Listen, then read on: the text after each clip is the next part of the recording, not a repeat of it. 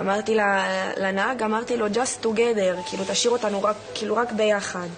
אמר לי, בטח, בטח.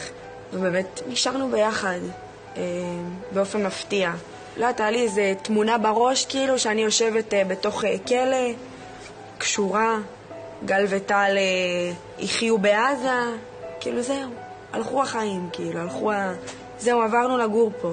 חן אגם ושני הבנים הוחזקו ביחד בדירה בעזה במשך כ5 שבועות עם אותם שובים שחיו איתם 24 שעות ביממה. הם היום מדברים איתנו גם לפעמים על גלעד שליט עם איזה חיוך כזה, מסתלבטים עלינו עם זה, ואני מוכרחה לומר שזה היו החרדות שלי, שאולי זה יארך עכשיו שנים הדבר הזה. הם עפו על עצמם, שגם כאיזושהי אמירה לנו שלמדינה לא היה אכפת, תראי 5 שנים עד שהחזירו אותו. המדינה לא כל כך אכפת ממכם, למדינה אכפת מהלחימה. צריך לבקש אישור כדי ללכת לשירותים. חמה ואת הולכת. או היינו מתהלכות לפעמים, והיינו מבקשות ללכת לחילוץ עצמות, להניע את הגוף. הם היו אומרים לי, גם תלכת לסלון, תגידי לי שאת הולכת. והוא עושה איתך כושר. כן, לפעמים פשוט היו יושבים ובואים בנו. לא היה מצב כמעט שאנחנו היינו לבד, היו שנים מאוד קרוב אלינו. אני ממש חששתי מהאפשרות שיבואו לחלץ אותנו באיזה מבצע צבאי. אני ממש דאגתי מזה, כי אני חשבתי על זה, כי הם כל הזמן היו צמודים אלינו.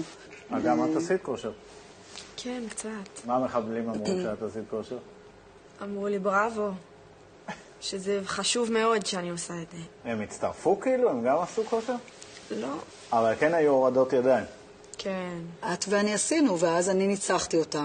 בגלל שהגם כל עושה כושר, אמרו, רגע, אם חי ניצחה אותה, אז בוא נעשה איתה. ואז אחד מהם היה צעיר, עשה איתי הורדת ידיים, אבל הוא הביא מגבת.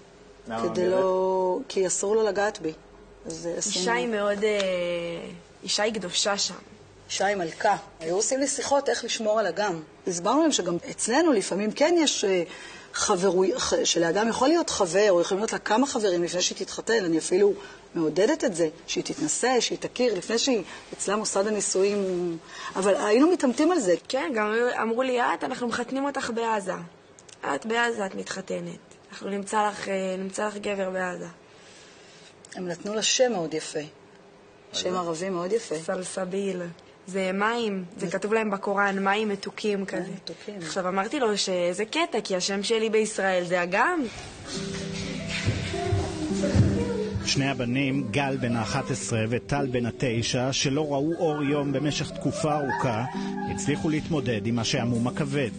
הם ציירו, הם כתבו, הם השובים, לימדו את המשחקים.